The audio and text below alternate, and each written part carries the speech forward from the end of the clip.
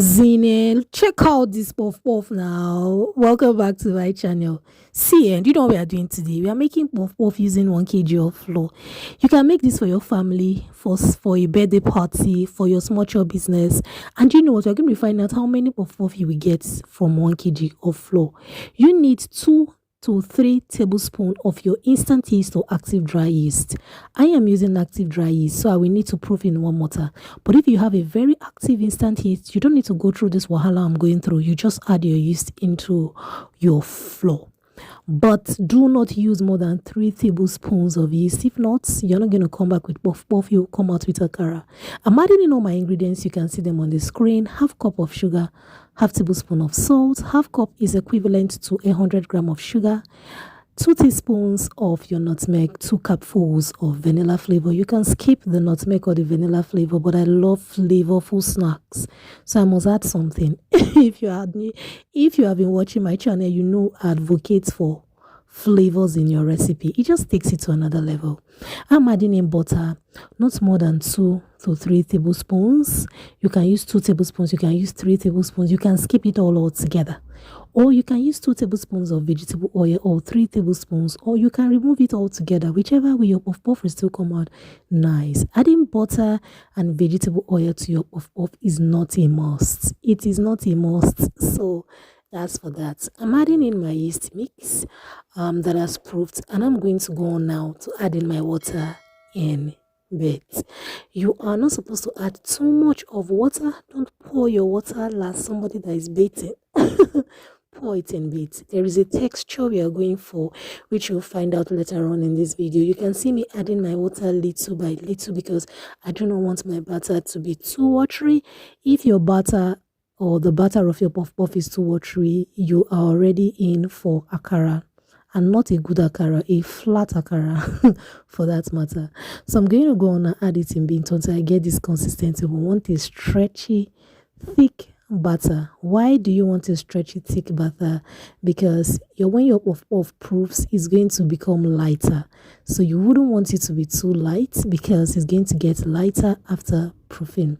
I'm going to cover with my kitchen film and allow this to proof or rise or increase in size for 45 minutes to 1 hour. You can keep it in an oven you did heat for 5 minutes, or just keep it in a warm environment. This is after 45 minutes, guys. Thank God I didn't leave mine to an hour. My bowl was actually filled to the brim. So you may need to check your puff puff frequently. You may not need to leave it for this long, because if your yeast is very active, the proofing will also be very fast.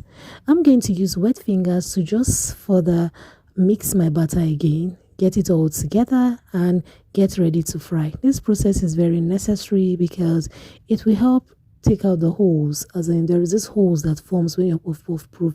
It just reduce the holes and get your puff puff together. So I'm going to heat my oil onto hot, as in for puff puff is hot oil. There is no two ways about it. The oil should be hot. I don't mean hot like hot, but it should be related. The kind of hot you use to fry plantain, that's the kind of hot you are using. You can heat your oil to be hot, and once you notice that it is hot enough, you reduce the heat to the lowest and you add in your puff puff. In that case, your puff puff won't get burnt, and look at my, it will fry evenly. And the heat also helps your puff puff to form that round ball fast. As you're dropping it in the oil, it just forms the accurate puff puff shape we are going for. So this is big size puff puff, and I'm going to just stir. You keep stirring continuously until you have a golden brown look on both sides. The ingredients and measurements I use for this recipe will be in the description box, and please check out the video where I put ingredients and measurement for your puff puff up to 2 kg. Yes, you would love it. It will help you for anytime you want to make puff puff for your family, knowing the amount of sugar and especially the amount of yeast. Sugar and yeast, these are the things that can make or my puff puff recipe. So this is batch number 2. It's fried. I'm taking it out of the oil. What do you think about this puff puff, guys? It looks so good. Oh my god, we are ready. Look at this puff puff now. Look at it. The catapult is there. See, your puff puff must stretch. It must stretch. If it does not stretch, it is not puff puff. As in, everything is perfect, guys.